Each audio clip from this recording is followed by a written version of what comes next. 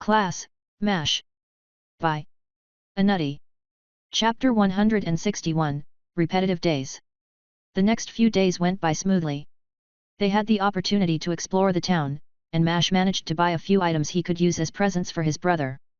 Well, buy wasn't the right word, as he was really just given each of the items. He planned on doing some trades with the magic items they looted from Gerard's team. However, any attempt at doing so was met with firm refusal, and MASH didn't want to make the store owners feel uncomfortable by insisting. Instead, he just settled on letting Eiffel pick whatever items she wanted from the pile.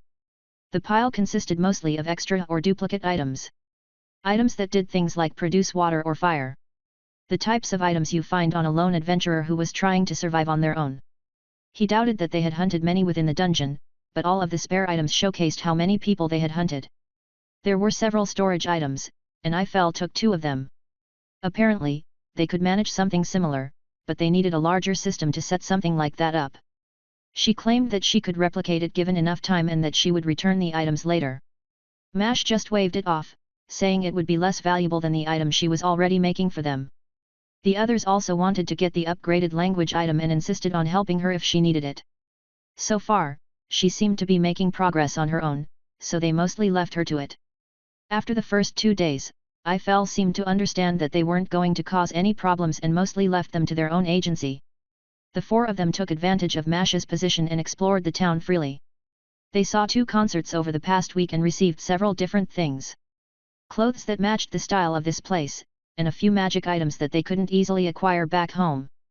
The best item MASH found was a wooden flask that generated a sweet nutritious sap so long as he provided it with some mana. Apparently, it was what all their hunters used to drink, as it was much more convenient than stopping for a meal. It tasted like a luxurious fruit juice, and he had actually bought a few of them. He got 1 for himself, and 1 spare in case it broke. As well as 2 more to give to his siblings when he had the chance. After the shopping spree, they made a list of the places they had visited and told Eiffel to make sure they received storage items. It wasn't an even trade as they got a lot of interesting things, but the money they possessed wouldn't be valuable here. MASH found an item that would be a great gift for a wedding and had made sure to package it safely in his storage space. It was unlikely to come to damage, but he wanted to make sure to keep it secure. It wasn't particularly frail, but it was valuable. Valuable enough that he felt bad about just being given it. It was a seed for a tree that bore fruit once every year. It was strange how the item wasn't valued very highly here but would easily be considered priceless back home. The tree was called goldenweave for how golden lights seemed to intertwine with the bark of the wood.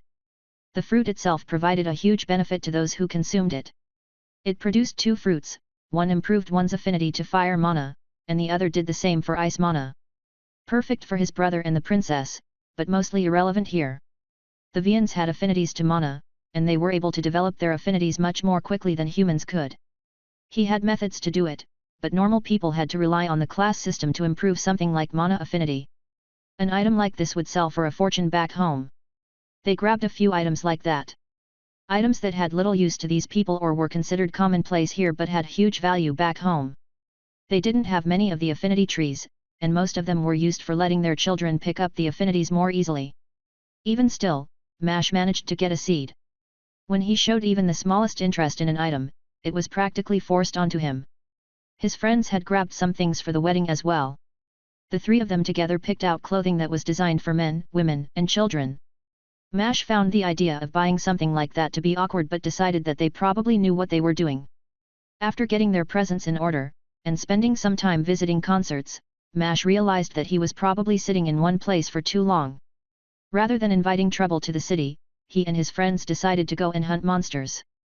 The worms in the desert had been good for levels, but MASH wanted more practice fighting without needing to use his large-scale skills. He would still use some but mostly wanted to work on mixing his old fighting style with his forms. Also, he wanted to fight and rely solely on his weapon.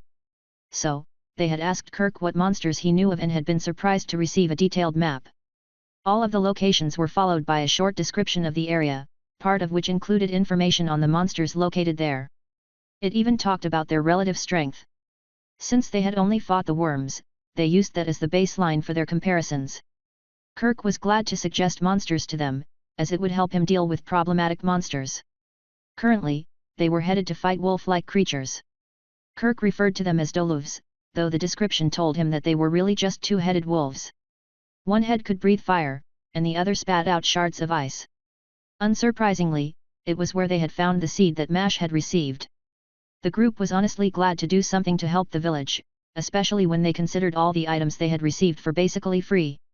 That was where they were headed now. The trees actually grew smaller the further out they went from the city, and they could actually fly over the trees now. The colors matched though, and they flew over a bed of blue tress and white leaves. It made them feel like they were flying above the clouds. The leaves moved uniformly in the wind and the effect only added to the feeling. The location they were heading towards was a natural hot spring. The water had some healing effects and these wolves have made it too dangerous for the normal Vians to travel to them. Their job was to deal with the wolves to secure the location for them. According to the map, the pack of wolves as a whole was only a little weaker than a group of the desert worms, but individually they were a lot weaker. That was the perfect type of enemy for their group, and they were confident in handling the group. Against enemies like these Jill was free to teleport, and Red was practically invincible. Mash felt comfortable not doing his usual and focusing on fighting without using his skills excessively. They decided to fly after realizing that the hot spring wasn't that far away. The mana use wouldn't be that bad for a flight like this. This time Mash just used wooden wings, not wanting to waste energy transforming. Eventually, he noticed the hot springs, as obvious clouds of steam were pouring out from beneath the trees. They all noticed it around the same time, and Red called for them to stop. Let's stop on that tree and see if we can spot them. She pointed toward one of the trees. She flew by controlling her body like it was a singular mass of blood, and it let her have free movement regardless of how her body was actually positioned. They did as she had ordered and landed atop one of the trees. From it, they were easily able to look onto the forest floor. The wolves were trivial to find as they weren't hiding and there were a lot of them. Easily over 100 wolves hung around the hot spring, and he was amazed when he realized what they were doing. One of the wolves' heads was asleep, but the other was attentively watching its surroundings. It was a strange sight, but it wasn't a big deal. They had discussed how they wanted to fight. The plan was to break up the wolves into smaller packs and each of them would handle a portion of the monsters. Normally, they wouldn't care about maximizing level equality, but with these weaker creatures, it was something that they could do. With a plan in mind, each of them jumped in a different direction. Mash jumped toward the spring, landing on the ground before it. He formed a sword staff mid-air and landed in a large sweeping blow. He aimed for two wolves with the one strike, and he managed to kill both of them with the strike. Each of them only lost a single head, but that seemed to be enough to end their lives. It wasn't enough for a level, but he expected he would gain one soon. Looking around and seeing dozens of wolves rise to their feet, he wondered how many levels he would gain. His domain basically covered all of the nearby wolves, and he made sure to keep his vision wide for the fight. A projectile of ice passed from his flank, and he easily stepped out of the way. He plunged one end of his blade into another wolf, as he turned his dodge into a directed leap. Remembering to flow with his attacks, he cut across the wolf while rotating his body to strike another. Not every blow needed to be a killing one, and his next swing was aimed lower. The wolves weren't stupid, and he had noticed it preparing to bite at his weapon. It was pointless though as he could see it move without needing to face it, and he simply slid his blade lower, cutting the front two legs of the beast. At that same moment, he dropped an imitation of Priscilla by the body, letting it begin to grow and devour what it could. Several wolves had gathered together, a large stream of fire heading towards him. Mash tried spinning out of the way, but the fire was large and singed his side. The wolves noticed that it had worked and more had begun doing the same. Thinking quickly, Mash jumped into the group of wolves, cutting one of them. His fingers grabbed onto the falling body, and he threw it towards the next burst of fire. The fire burned the wolf and finished it off, but Mash didn't have time to worry about it. He felt the rush of a level up and finally received a stat bonus from the imitation that he had let go of. The wolves were already slower than him, and the added boost only made it easier to move around them. There was a spray of ice, but he easily managed to deflect or dodge them while spinning his body. A few shards still managed to hit him, though they were too small to do real damage. Even as he got cut by them, he poured more energy toward his neck tattoo to begin closing them.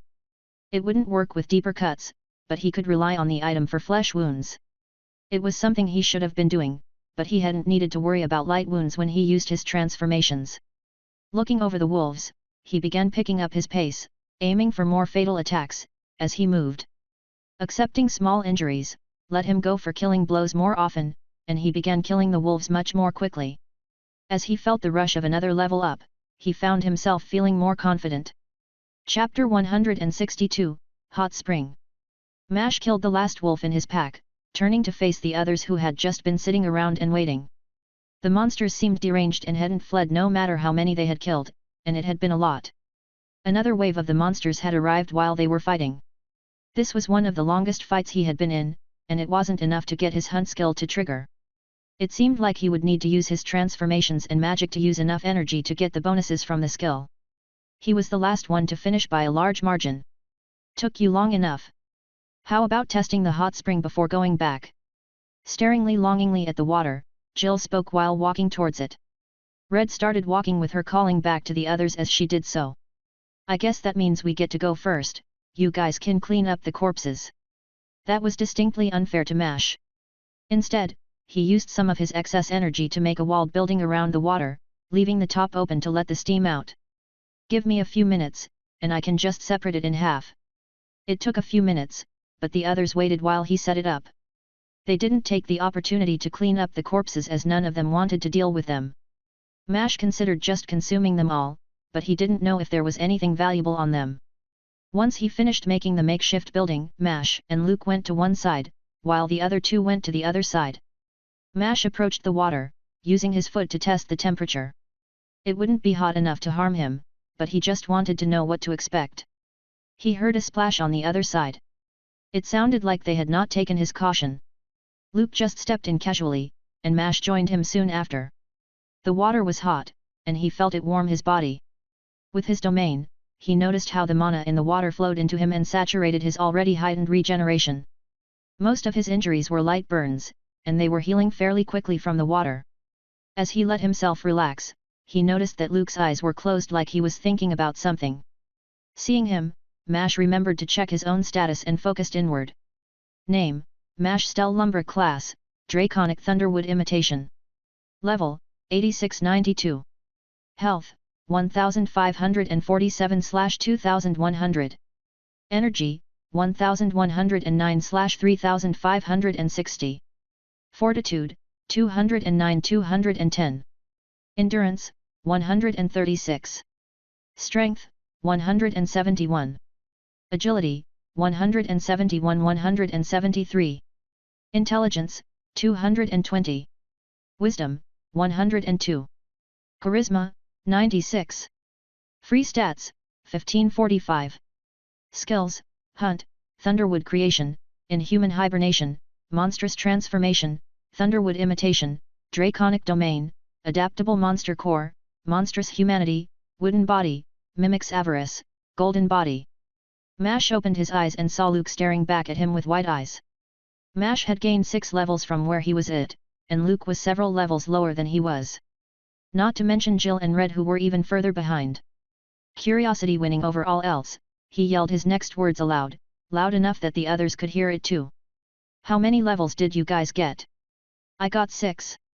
His permanent stats were probably from the wolves that the imitation had eaten, but the levels were the really strange thing. I gained 8 levels from the fight. The fact that Luke had gained more than Mash didn't really surprise him, but it was still a lot of levels. Although it was Jill's and Red's response that really surprised him. I gained 13, and Red got 14. We're both at 86 now. It shouldn't be this easy to level, and he knew it. People typically spent years, maybe even decades, trying to go from level 60 to 100. Yet, here they were, clearing that span in a few months. Weeks if they only considered their time fighting. The class system must be letting them increase their levels more rapidly for some reason. Even if it was a new dungeon, gaining over 10 levels in a fight like that should have been unthinkable. Especially with how high level they already were. Now, he was certain. The invasion or war was probably making the world owner more eager in developing its people. Mash would reap the benefits, even if he had no intention of helping their world invade another. He would do what he had done here, and help the natives avoid conflict. Hopefully, set up more peaceful interactions with other worlds. Also, he wanted to learn what he could from them as well. Within the past week, he had begun dabbling with magic item creation. He wasn't trying to learn anything fancy or complex, but instead something he could incorporate into his wooden creations. He imagined making magic weapons instead of just normal ones. He didn't need anything complex either or had been studying some of the basic symbols that Eiffel used. She was glad to teach him, and he could tell that it was her favorite subject. Her lectures were far more detailed than he wanted, but he had listened well enough. Although he still hadn't been allowed to actually try anything yet, as his writing was imperfect by her standards. Well, he would learn more today. She was close to finishing the translation item too. Well, the plans for it at least. The item's purpose needed to be general and encompass a lot of complex ideas. He didn't even know if it would be possible, to begin with, but she seemed determined to figure it out. They spent a little longer in the hot spring before leaving and storing the wolves' bodies in his storage space. Even after filling his up, there were still dozens of corpses lying around. After gathering as many as they could, he left a few imitations of Priscilla to eat the remainder.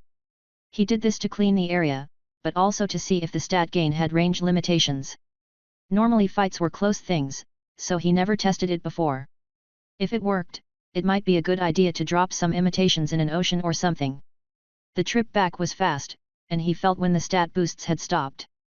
The connection was limitless, and he could tell that the imitations were still eating, but the benefits had stopped coming.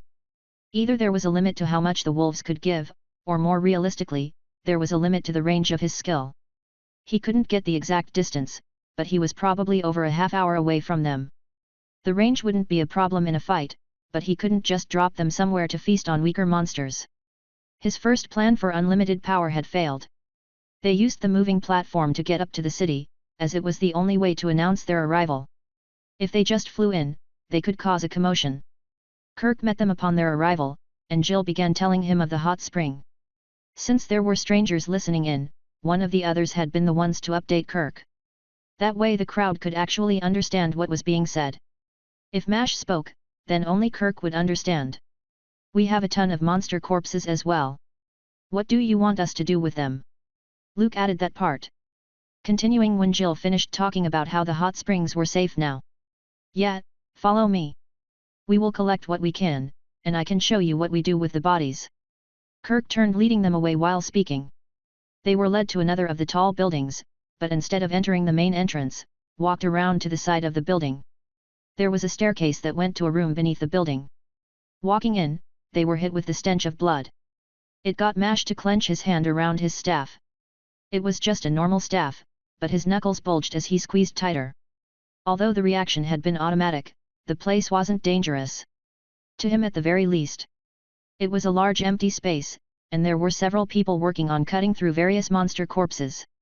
It looked like they were collecting valuables from the monsters, and he saw one person pull out a crystal from one of the monsters. The monster had been a lizard of some kind, and he wondered what the gem was about. What's that? Mash asked Kirk while pointing towards the pile of crystals beside one of the tables. The crystals glowed faintly, and he hadn't noticed any from the wolves they had killed. They are monster cores. Only special or powerful monsters will generate one. Usually, 1 in 10 to 20 will have one. They are pretty useful for magic item creation. Oh, speaking of, Eiffel wanted to see you about the communication thing. That drew Mash's attention away from the crystals. He was very interested in getting that item and wanted to leave immediately. However, he needed to deposit the monster corpses first. I'll go see her right away. Where should I put the bodies?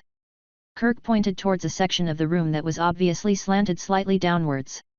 It was probably meant to let the blood drain more easily. There were dozens of tables set up, though only about half were in use. He began dumping his bodies, the others joining him as well. Kirk's eyebrows rose before they were half finished. By the time they had finished, all of the workers had stopped to look at the piles. One of them spoke to Kirk, who just nodded slowly. He was staring at the pile disbelievingly. Mash didn't stick around to answer Kirk's questions and left in a half-sprint. After spending a few days in town, he knew how to get to Eiffel's workshop. The run only took a few minutes. He left the collection of materials and rewards to the others, not really caring much about it at the moment. Once he arrived at the workshop he went in smoothly and slowed down as he entered.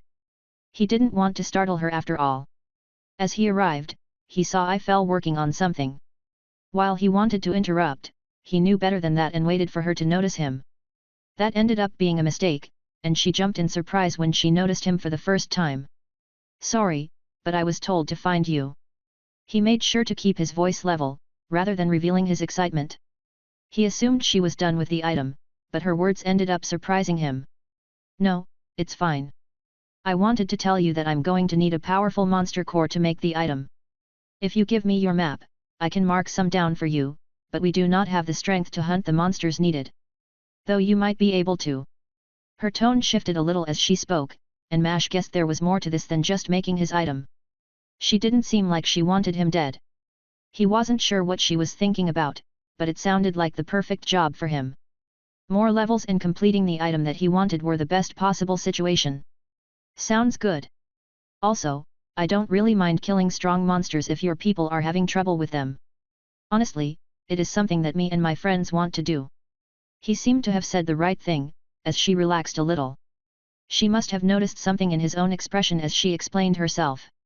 We have been having trouble with the monsters for years. I was hoping to free us of their threat while also getting something for the item. I was just worried about taking advantage of you. He waved his hand dismissively in response. After all the magic items they had taken, killing a few monsters seemed like a reward rather than a cost.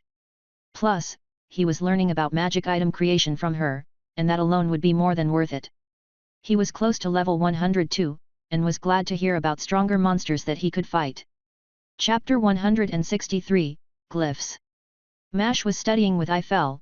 Her lecture had ended a while ago and he was just practicing engraving their version of enchantments on his gear.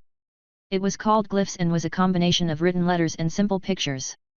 If he made the items while in his treant form, then they would be able to produce their own mana, and he didn't need to try and control his mana like she did. Instead, he faked it, letting his wood expel its mana into the symbols.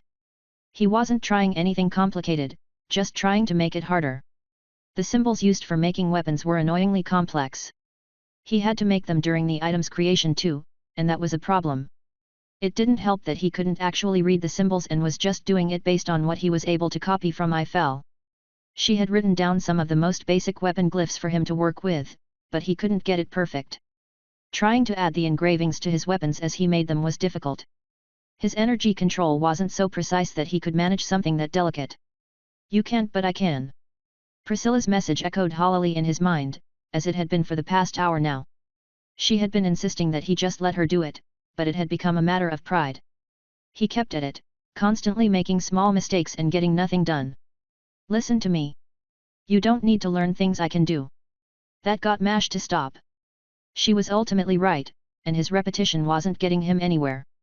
There was no reason for him to get so worked up. Sighing, he passed the duty off to Priscilla. Well, there wasn't a real passing, he just followed the outlines she had made a while ago. Only a few seconds later, he was graced with a staff that had perfectly engraved symbols on it. He really should have done this earlier. The past hour had been a complete waste of time. I see you figured something out.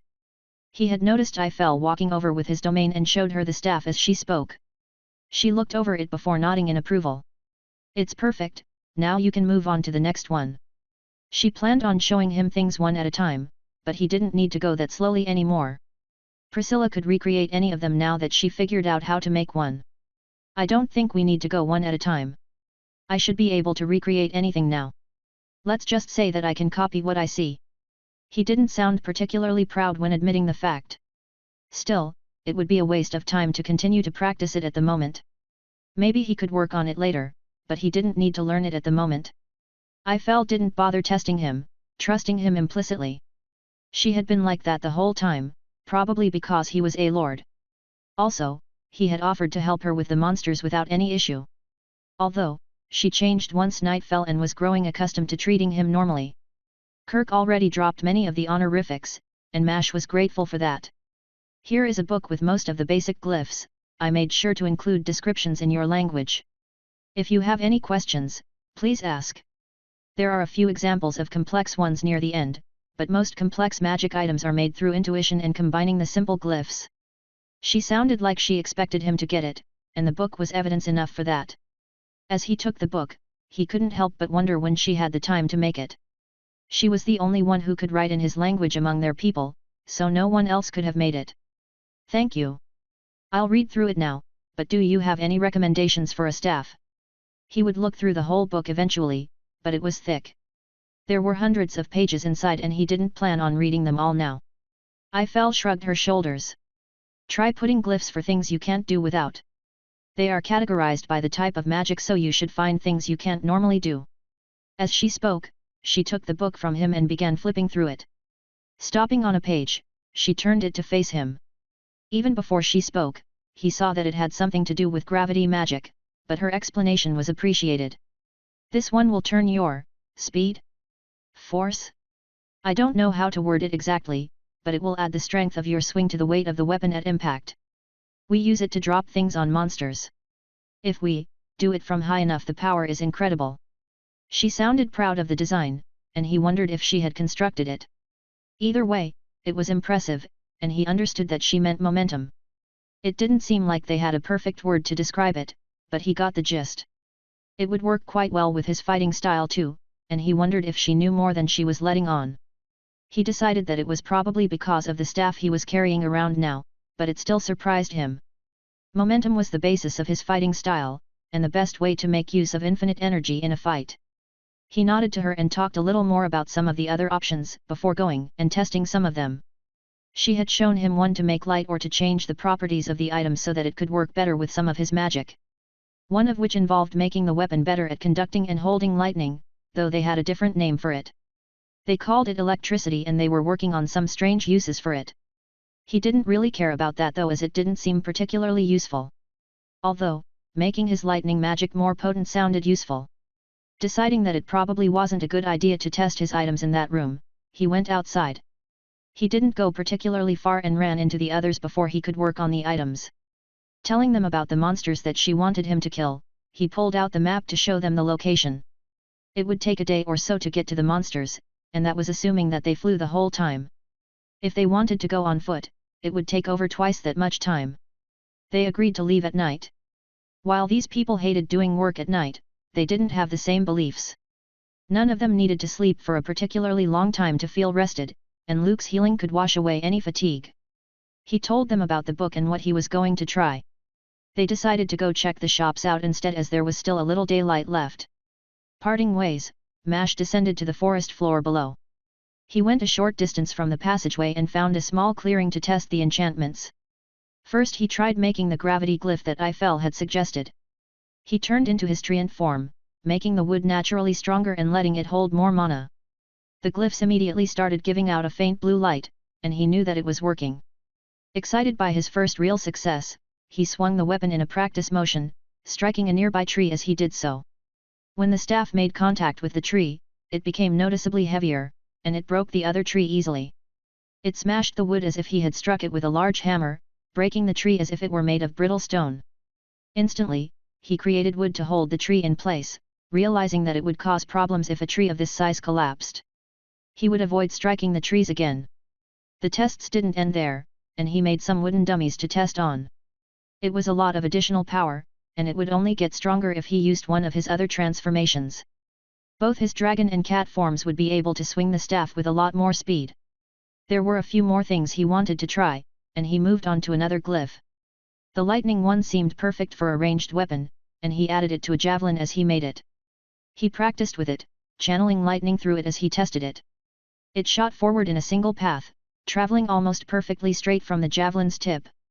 It looked like it helped focus his lightning so that it traveled straight for longer distances. It didn't branch apart like it normally did, and he already saw the use of it. There was one more use he found, that seemed even better. He could stay somewhat connected to the object if he kept a constant stream of lightning going through it. It didn't let him move it freely but made it so that he could continuously pour lightning through it regardless of the distance. It would enable him to continuously strike an enemy so long as he could get a single javelin stuck in them. It would act as a connection for his magic, and he could easily channel lightning through it, even from a distance. He didn't have much time left after that and spent it recovering with some meditation. He made a few staffs and javelins, storing them away for later use. He left with only a quarterstaff in hand. The only glyphs on it were the ones for the gravity trick and another for hardness. He didn't want to let it break too easily. He was able to put a lot of force behind his swings now and didn't know if the wood was able to take the pressure. It didn't matter too much as he could make more, but he wanted to be confident in using the weapon when fighting without his magic. Most of this preparation was to deal with fights where his skills were sealed after all. As night started to fall, he went back to the others. He ended up being the first to return and told Eiffel that they would be gone for a few days. Also, they would deal with the monsters before coming back. While that was the main reason for the trip, there were a few other monsters that they wanted to fight too. Whatever the reason might be, the class system was being generous with its levels, and they wanted to take advantage of that. When he talked with the others about it, they agreed immediately, saying that they should kill monsters quickly. Honestly, they could probably all get to level 100 easily. MASH at least would be there pretty soon. They planned out their path to run over several packs of monsters, one of which was another pack of those wolves. They hadn't been all that dangerous for how many levels they had gained, and they planned on taking advantage of them. Hopefully, they would all be able to get to that level before Eiffel finished the item. They could leave after getting the item and advance their classes soon after. The item was the main reason he wanted to stick around. If it actually worked, then communicating while in other worlds would become a lot easier. Who knew where his next dungeon would leave him? He wanted to be able to talk with the people there. With all the preparation he had done, he felt prepared to handle any situation. Even running into Safa or somebody with skills like her. Chapter 164, Spider Crabs. Mash pulled his staff out of a wolf corpse. The gravity effect made it surprisingly capable of piercing things like a spear. He didn't have much trouble with the wolves before, and it was even easier now. He was still the last one to finish his fight, and he realized that the others had begun eating a snack while waiting for him. They had probably checked their levels already, and he didn't hesitate to do the same now. Name, Mash Stell Lumber Class, Draconic Thunderwood Imitation. Level, 92-97. Health, 1703/2100. Energy, 1689/3560. Fortitude, 210. Endurance, 136. Strength, 171. Agility, 173. Intelligence, 220. Wisdom, 102-105. Charisma, 96. Free stats, 45-70. Skills, Hunt, Thunderwood Creation, Inhuman Hibernation, Monstrous Transformation, Thunderwood Imitation, Draconic Domain, Adaptable Monster Core, Monstrous Humanity, Wooden Body, Mimics Avarice, Golden Body. It was a lot less than last time, but there were fewer wolves this time too. Most of them had probably been at the hot spring when they had arrived, and these were just the leftovers. Still, he was happy with the gains. This time he made sure to eat some wolves while they were alive, and he received a small boost to his stats from them. He was surprised to see the improvement had been in his wisdom, as most monsters improved his physical attributes. He should have tested the transformation and the new affinities after the last pack, but he hadn't worried about it too much. While fire and ice magic was useful, he had been focused on working without skills for the past few days. Honestly, learning the other affinities would be annoying, and he would work on them when he had the chance. 5 levels were a lot considering how many wolves he killed. He had made a mistake at the start of the fight, not adjusting properly for the shift in weight, and letting one of the wolves get a nasty bite on him. It wasn't so bad that he couldn't heal on his own, but it stung a little bit as he walked over to the others. The injury had been on his thigh, though the wound was mostly gone now. Just some lingering pain persisted when he applied a lot of pressure. That would fade on its own, and even faster if he meditated. He walked over to the others, plopping down on the ground beside them to start meditating. They were on the outskirts of the forest, and the trees looked normal now. Brown wood and green leaves adorned the trees here. The grass was a bit taller too, though he was more excited about where they were headed. According to the map, it was essentially called the Riverlands, or at least that was what the name translated to. Either way, it sounded like a nice place. He enjoyed the water and was excited to see it. They would know it when they got there, as the ground was entirely made of white stones, and water continuously flowed over the top of it. Eiffel's people didn't know where the water came from, but suspected it had to do with the flow of water between two larger bodies of water. The assumption came from the fact that the water shifted the direction of its flow regularly. There were apparently 2 oceans beside the lands, and it was believed the water came from both. After recovering with his meditations, they continued to head northward. Flying made it easy to see where they were going, and the maps were designed for those who could fly. There were no other monsters along the way, and they only had a vague idea of what to expect from the monsters. From the description that they received, the monsters they were hunting would have an outer shell that was vaguely blue or purple. She also mentioned that the monsters had nasty weapons on their arms, a type of claws that were strangely shaped. Eventually, he caught a glimpse of their destination as the forest ended. The forest seemed to end suddenly, and he saw the smooth grey stone of the Riverlands. He didn't expect it to be so flat. It almost felt like it was made intentionally, but that was impossible considering the size. It was far bigger than he thought it would be, and he didn't actually see an end to it for a while.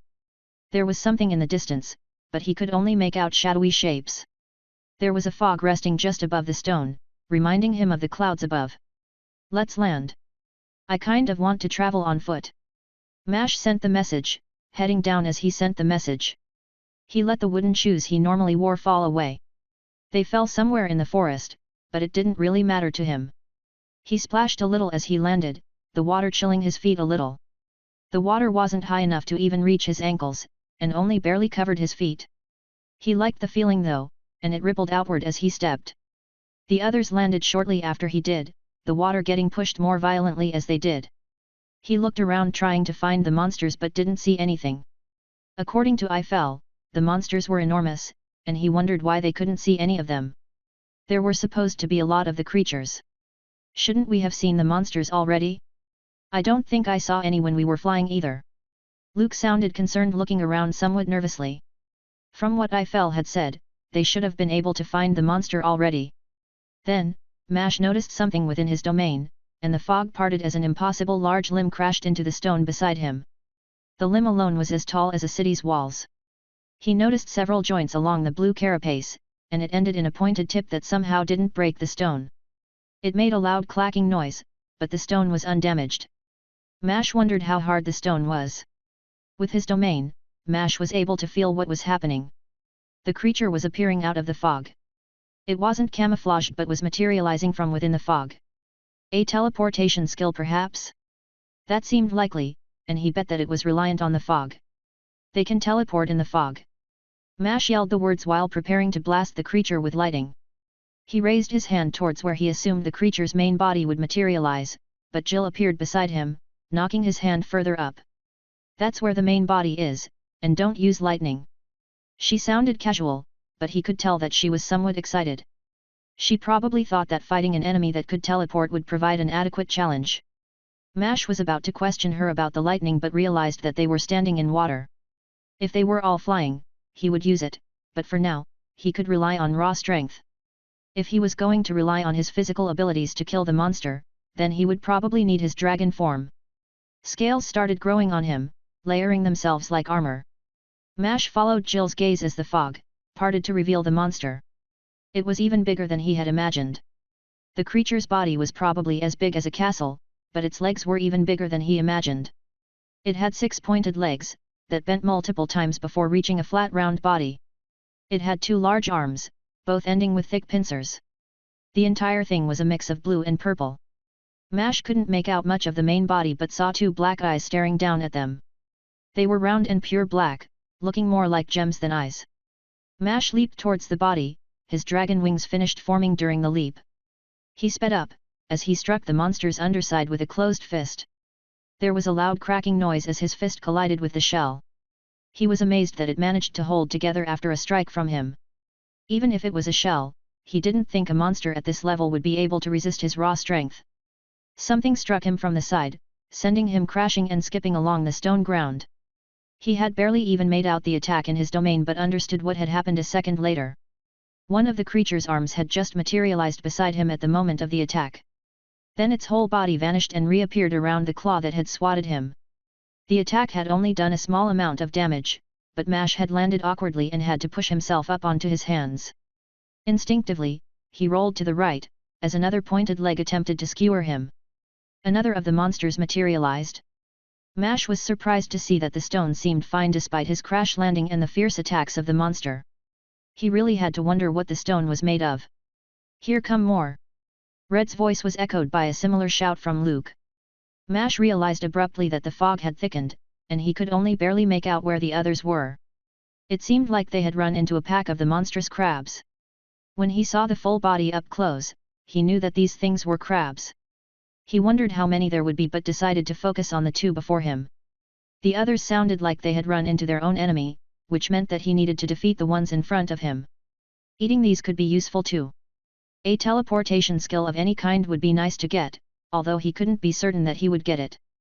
The defensiveness of a shell could also be valuable. With a bit of desire in mind, he leaped at the new crab, hoping to take it off guard. He clenched his hand tightly, attempting to swing even harder with his next blow. It never landed, and jets of water lanced at him from the first crab. It was far faster than he thought water could move, and it struck his scales with a lot of force. He was sent flying and was surprised to realize he couldn't push against it with raw strength. He hit the stone hard, but it didn't even get a single crack. The water on the ground splashed and was pushed away from him as the jets of water grew more intense. Thinking quickly, he focused on his anti-magic, attempting to make a shell of it like the demons had. While it didn't stop the water completely, he did manage to lessen the force a little. It was enough, and he managed to use his wings to push himself to the side. It got him out of the stream and let him dodge another descending leg. He noticed a shadow moving on the ground and started changing to his treant form. As his form changed, he began growing some wood around him in the form of a giant spike. With Priscilla's help, he covered it with hardening glyphs and poured mana into it. It only partially worked as his transformation took a while to take form. Still, it turned out to be good enough. The monster's claw smashed against the wooden spike and cracked as it had from his earlier punch. However, the sharper shape of the wood let it pierce through the shell partially. Oddly, green blood fell onto the spike as it raised its injured claw. Mash didn't let it go that easily though, taking advantage of his form to start forming a treant imitation on him. As he did so, Priscilla started covering it with hardening and gravity glyphs, making the whole imitation function like the quarterstaff. This was his first time using the treant imitation since getting the golden body, and he was surprised by the difference. The imitation's legs linked together and formed into a tree where its branches acted as arms. He was surprised to realize that he couldn't actually move from where he was growing, but he didn't think it mattered. Chapter 165, Boundaries. He was growing fast, far faster than he did the last time he had done this. Mash knew how to take advantage of that and kept growing larger. A jet of water shot through the imitation, and he felt it as it tunneled through him slowly. The hardening glyphs made him harder, but it couldn't handle the sustained pressure of the water. He ignored the water, glad to realize that he didn't feel any pain in this imitation. He shuddered, thinking about the pain he would have felt if he went with another transformation. One of the crab's claws swung at his back, crashing into the growing wood and destroying some branches. The rest of the crab started materializing behind the claw. Mash realized that it was the same claw that he had damaged before, and Mash made sure that branches started growing into the cut. They flowed into the wound like a parasite would and started tearing apart the monster's insides. More branches wrapped around the claw to hold it in place, while others pierced through the softer flesh that was beneath its shell.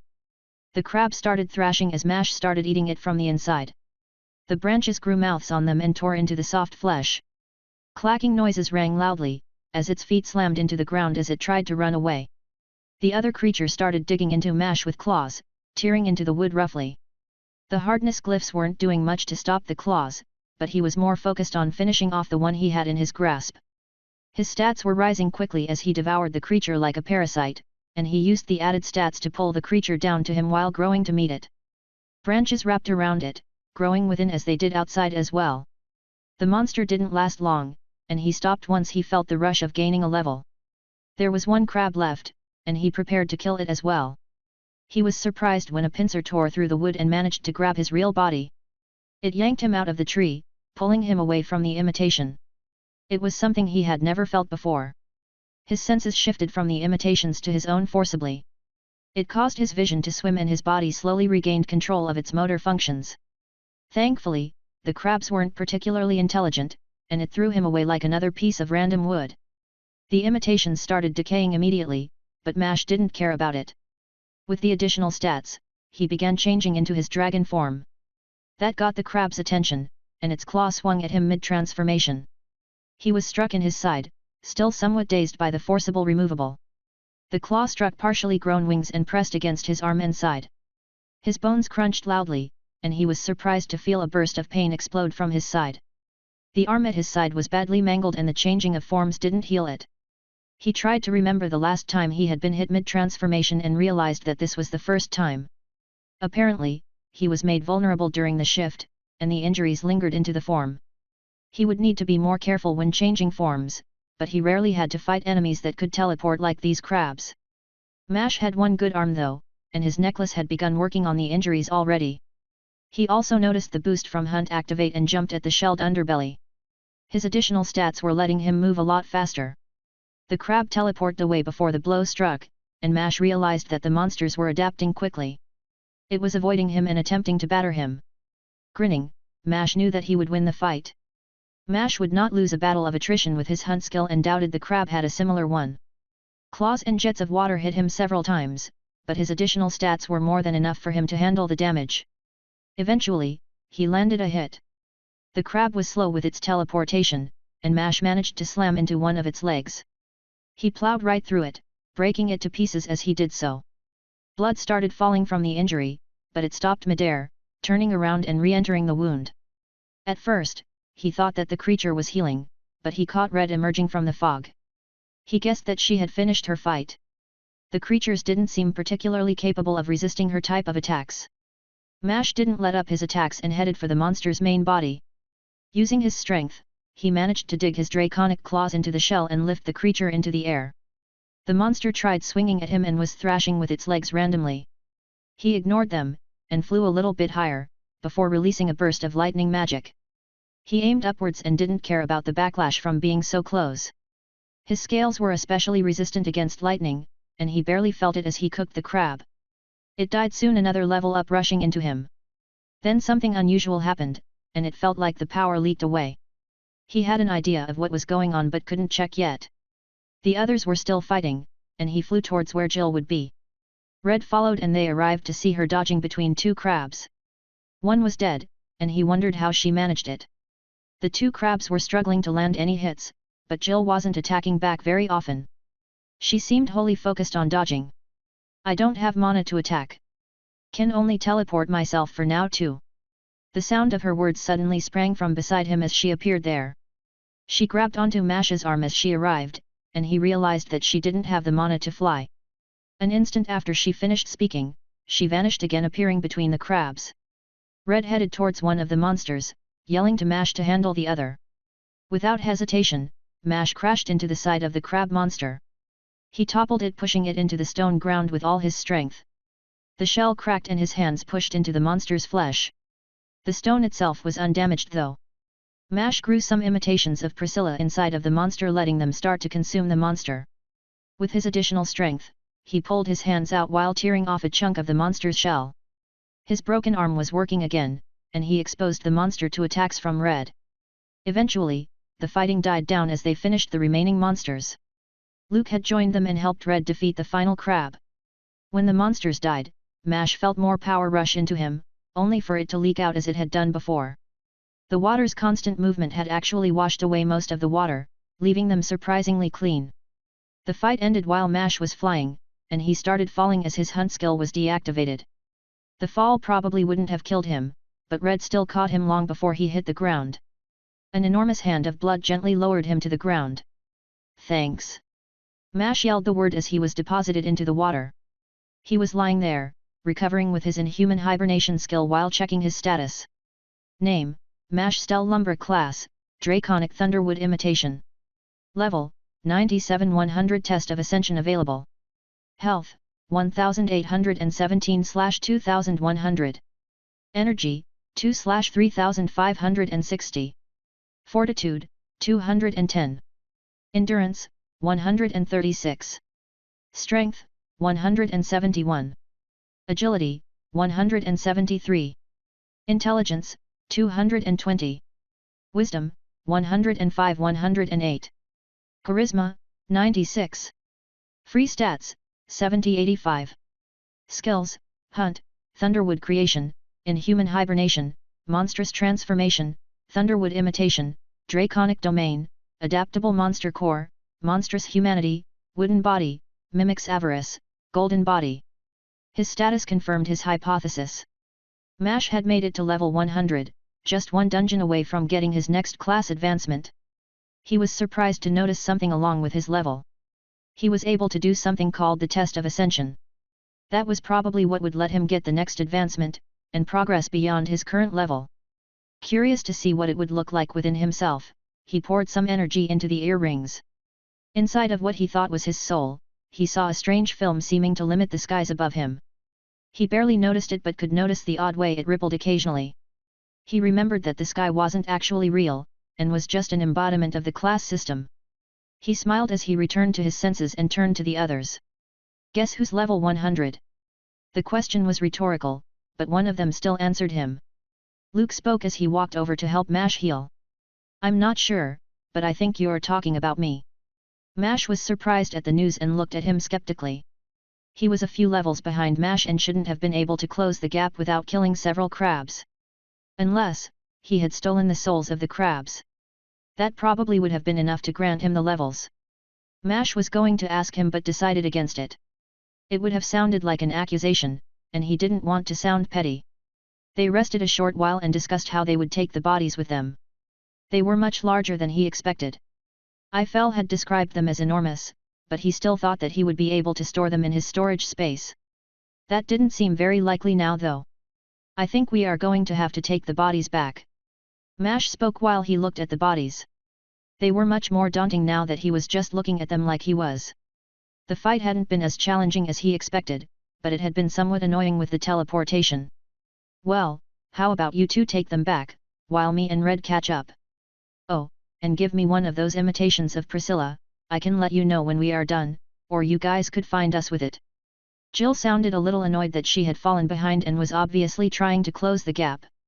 Mash just shrugged his shoulders. He didn't mind taking the bodies back, as he wanted the communication item done as quickly as possible. Luke agreed easily too, but the four of them didn't part ways just yet. Jill suggested they try eating the monster, and they all agreed easily. The crab was tasty and expensive back home. A single one of these was more than any of them could eat reasonably. It wasn't hard to start cooking one of them. The meat was good, and they ate it without using any seasoning. The slightly sweet meat was even better than he had expected, and the others liked it just as much. Luke pulled out some dry spices, sprinkling it on his portion as he ate. Everyone tried some of the spices, but it was a bit too spicy for Mash. Jill liked it a lot though and ate with more of the spice than Luke himself. Red mixed eating it plain and with the spices. She seemed to enjoy changing the flavor regularly. They ate slowly, talking about random things for a little bit.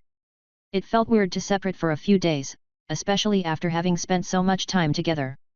Still, they ultimately separated, and Mash grabbed most of the creatures, using wooden limbs to grab them. He also needed to use his draconic transformation to actually be able to carry all of the corpses.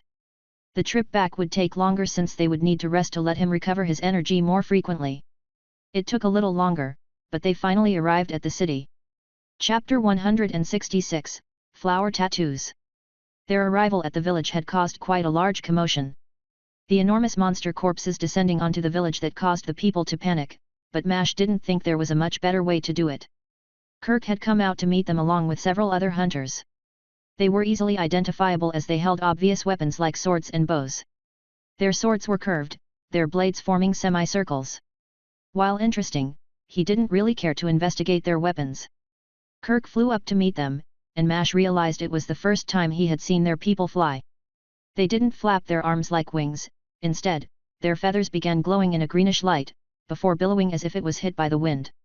It didn't seem to inhibit the movements of his arms, and Mash guessed it worked similarly to his own when he was in his cat form. Kirk noticed Mash and flew over to him while signaling to the people below. So, it looks like you have succeeded. Well, I would expect nothing less of a lord. Mash rolled his eyes after hearing Kirk's words. He was obviously speaking to uphold his image to the watching crowd. Normally, he was one of the most uncaring about his status as a lord. Honestly, it seemed like Kirk didn't believe he was a lord and Mash was grateful for the fact. Where should we drop them off? And can we get the cores immediately? We are going to be leaving soon. Mash was able to see Kirk visibly relax, probably glad to hear that they would be out of his hair soon. His presence had done a lot to raise the tension of the viands, and he felt a little bad for it.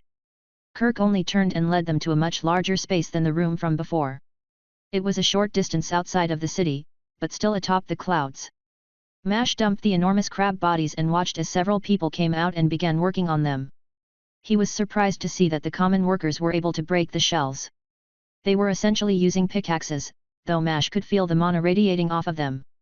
The items were heavily enchanted and were probably the only reason for their strength. Mash watched for a short while and was disappointed to learn that not every crab had a core. However, they only really needed one as it was extremely large. They were lucky enough to find one too, and Mash and Luke went to find Eiffel once they had dug the core out. Mash told Kirk he was free to do whatever he wanted with the monster bodies, treating it like payment for the items. He still felt like he had been taking advantage of the people and wanted to do a little to pay them back. Plus, he didn't want to waste any more time than he needed to, and just left after dumping the rest of the cleanup on Kirk. Finding Eiffel was easy as she rarely left her workshop. It wasn't hard to figure out that Eiffel and Kirk were the leaders of the town, and one of the two of them would handle anything important. Kirk probably had been busy back when they had first arrived, and that was why Eiffel had been called to deal with them. As expected, she was working on something in her workshop. Mash and Luke waited as she finished whatever she was doing, as interrupting her could be dangerous. Creating magic items could be dangerous, which was one of the reasons that many people didn't try to go down that path. Also, why Eiffel was so particular about making sure that his glyphs were perfect. Small discrepancies usually resulted in catastrophic failures. After handing Eiffel the item, they learned that it would only take a few hours for her to finish the item. Jill and Red might have been fighting, but Mash still sent a signal via the imitations he had left with them. It was a simple gesture but indicated that the items would be done before the end of the day. It would be pointless for either Mash or Luke to head out to meet them. It would be a waste of time, and they wouldn't arrive in time to help. No, they would finish soon and return, then the four of them could leave the dungeon. Mash watched as she wove the core into the magic items, somehow using it instead of pure mana to fill the enchantments.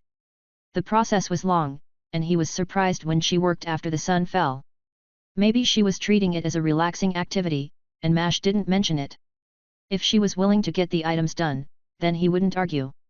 He just watched as she finished the 4 bracelets, looking at them with excitement. He wanted to grab the items and test them, but he couldn't actually test things. At least, not attuned items. Luke and Eiffel could test the items though and did exactly that.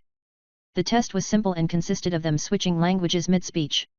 Luke only knew one language beyond Linj, but Eiffel knew dozens of them. Mash had known that there were other Vian cities, but he was still surprised by how many different dialects there were. When he realized that he could understand what she was saying despite not having the item on, he realized that it was working perfectly. Judging by your smiles, I guess it works. Luke was grinning like Mash, both of them excited to receive such a valuable item. A communication device like this didn't exist in their world, and he had a small idea of how valuable the item would be. That sounded like a go-ahead to him, and he slid one of the bracelets on. He did it on his other wrist and examined the glyphs carefully. He noticed that there were more flowery shapes on it, and he wondered what the symbol meant for their people. Before attuning to the item, he asked Eiffel, "What does this mean?"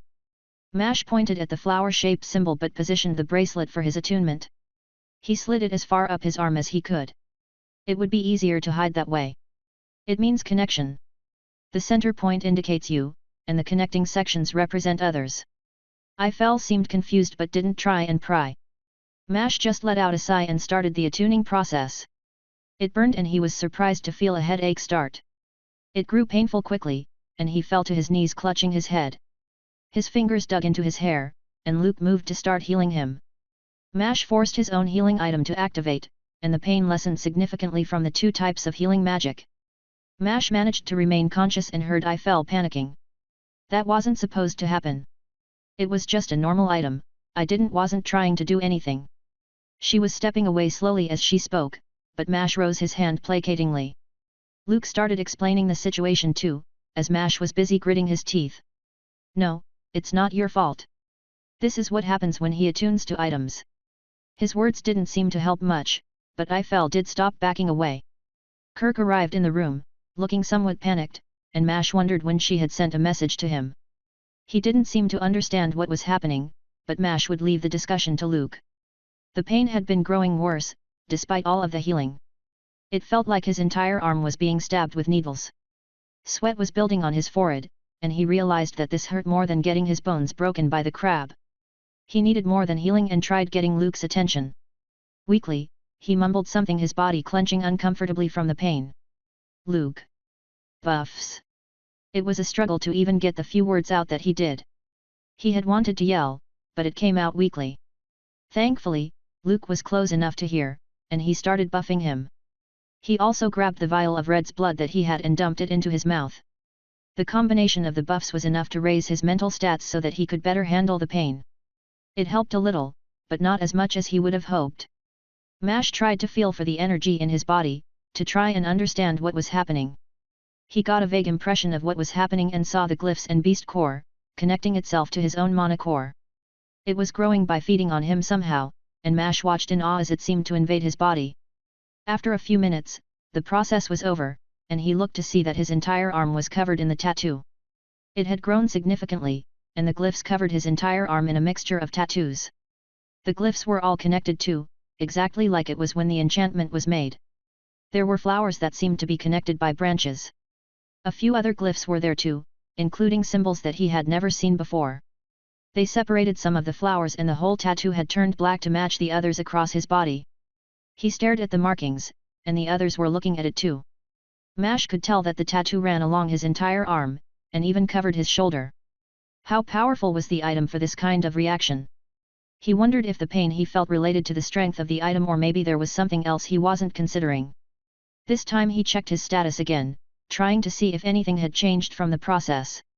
Scanning it quickly, he was surprised to see a change. Golden body, passive. Having stolen the techniques of another world, your body evolves beyond its old limitations. However, even this transformation is incomplete. Seek out the next step and truly make this power your own. Trial of the True Body, 2/100. Whatever had happened, it had brought him closer to a true body. He didn't know what it meant but guessed that the item had somehow improved his body. Did it have something to do with how his energy moved out of his core and mingled with the tattoo? The previous time it had gone up had been with his earrings, so maybe there was a relationship there. His other two items might be too low quality to do the same, but it was too late for regrets now. Perhaps he could simulate the effect. He sent the message to Priscilla to see if she could figure out what had happened. However, he spoke easily, addressing the others normally. Sorry about that, but I'm fine now. Attuning to items is always taxing for me. Something to do with my unique constitution. He was able to speak normally, as the buffs and healing had suppressed the lingering pain. Ifel looked like she wanted to interrogate him about it, and he encouraged her with his next question. There's a chance the item will do something extra now. Any ideas for how to figure out? His words seemed to invoke something in Ifel, and she grabbed his arm examining it carefully. She was trying to read the glyphs, though Mash didn't think it was possible. It just looked like an interesting pattern and not something so specific. It was interconnected somehow, but not in a way that made sense to him, and apparently, her too. She seemed like she wanted to study it more, but Kirk dragged her away saying that the sun had gone down and that she should not be working. As they left, Mash felt the wooden imitation of Priscilla getting closer. It felt like Red and Jill were done too. Chapter 167, Finalizing Details. Mash woke up early. When Jill and Red had returned, they had decided to spend another night in the dungeon before leaving. Once they left, they would go on their separate ways and enter their own trials to reach the next advancement. While it was an exciting prospect, some trials were known to last around a year.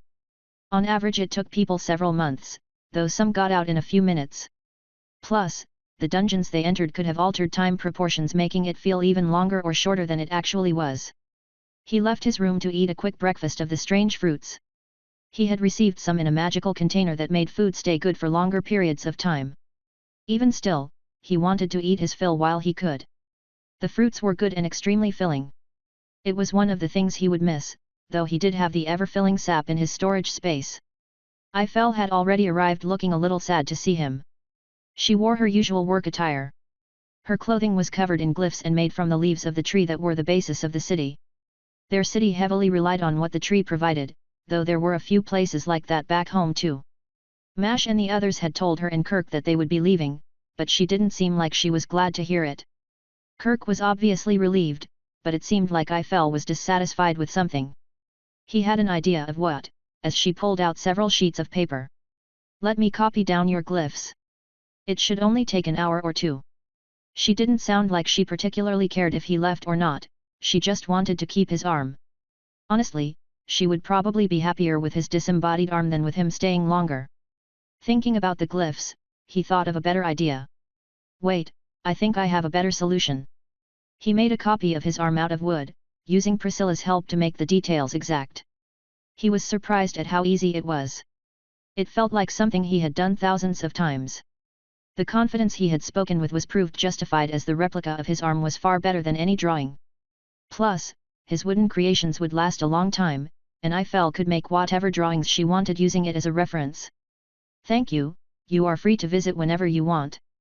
She spoke quickly, snatching the wooden sculpture from him and leaving with quick steps. He heard the sound of a door opening and closing quickly and knew that she was gone. Apparently, she really didn't care about their presence all that much. It seemed like his time here had affected her image of dragons, and he was happy to lose the baseless reverence. Mash went and got his breakfast, eating his fill while the others woke up. Once they were up, he went to the bathroom to go through his morning routine before they left. The others didn't eat a big breakfast, and it didn't take long for them to be ready. While Mash was in the bathroom, Kirk had come by and was waiting to take everyone to the dungeon exit. He had apparently scouted the surroundings outside and confirmed that it was another world. Although, he couldn't know if it was their world. However, it was something he could enter and exit at will, so it wouldn't matter too much. That was unless it started their level 100 trial. It was a risk, but one they needed to take if they wanted to escape the dungeon. The portal was actually hidden beneath the ground, and it was mixed with the entrance of a tunnel. Seeing it, Mash could feel his heartbeat quickening. Despite his many problems with the class system, he wanted to advance. It was something everyone was excited about, and he had dreamt of the power it would give him. He stepped through eagerly, the others following. Kirk's people didn't seem to have traditional goodbyes and had just said the same thing as Eiffel before prompting them to leave. As Mash's foot entered the portal, he was prepared to face another dungeon. To be thrust into his trial without warning. It didn't happen though, and he was greeted by a bed of grass. Grass covered the ground around them, seeming to stretch into the distance. It was a plain of some kind, and he noticed hills slowly rising and falling across the ground. The wind pushed the grass towards them, making the ground sway towards them. It was mesmerizing, but only for a moment. He had bigger concerns and sent a message through the body of Priscilla he had left with his siblings. "Hey, we're back." It took a few seconds to receive a response, and he was surprised to find out that it was his sister. "Mash. How did the dungeon go?" Mash started telling her what had happened, and the presents he had found for Arthur. She similarly shared what had been happening in the capital, and he was glad to hear that there hadn't been any major incidents. Other than the one he caused by giving Arthur hundreds of capable individuals to suddenly join their family. Mash winced, realizing that he had actually forgotten about that. They talked for a while, as his sister called for his brother. He learned that they had only been gone for 2 weeks, which meant that there was barely an alteration of time within the dungeon. Eventually, Priscilla informed him that Arthur had arrived and taken the body from Luna. A moment later, Mash received another message. "Good, you're back. Was there anything to report?" Mash repeated a story of the events, however, he put special emphasis on mentioning how the Vians were peaceful people. They would not fight with adventurers, so long as there wasn't a good reason for it. Also, he mentioned how they had extremely good magic items, and that he should consider trying to set up trade with them. "Are you trying to turn me into a king? First an army, now foreign alliances. You do know that I don't actually want to be king, even if others think I should." Mash chuckled but knew that Arthur wouldn't be able to see the reaction. Arthur didn't stay on the topic for long though. "Fine, I will inform the king and he can decide what to do. Also, what level are you now?" Mash grinned and was about to whisper the answer, only to remember that no one would be able to listen in on the conversation. It was happening entirely with their minds. "I'm level 100 now. Was going to re-enter the dungeon to advance." Priscilla told him that his brother was giving him a glare and that his sister looked similarly displeased. "No, go to the dungeon closest to the capital. You still have the key too, right?" Mash considered arguing, and just entering this dungeon, despite his brother's request. However, he knew why his brother wanted him to do it. It was a lower-level dungeon and one that he could watch for his exit. He just wanted some additional security. Plus, some believed that easier dungeons would result in easier trials. Considering the request like that, he couldn't come up with a good reason to refuse. The dungeon he was talking about was still a day out from the capital and would be well outside of the limits he set on himself. He wanted to hear what the others thought though. "Let me check with the others, and I will let you know the plan." Bringing the discussion up with the others lead to a discussion on the best way to do this. Red and Jill proposed hunting a high-level criminal, but Mash thought that would be annoying. While it was true that they were particularly strong for their level and could probably handle a criminal above it, it was just too impractical to find 4 people to fit the bill. However, the decision was ultimately theirs, as they would need to fight the person alone. After discussing for a while, they decided to head to the dungeon that his brother wanted. Checking his map, he was glad to see that it marked his current location.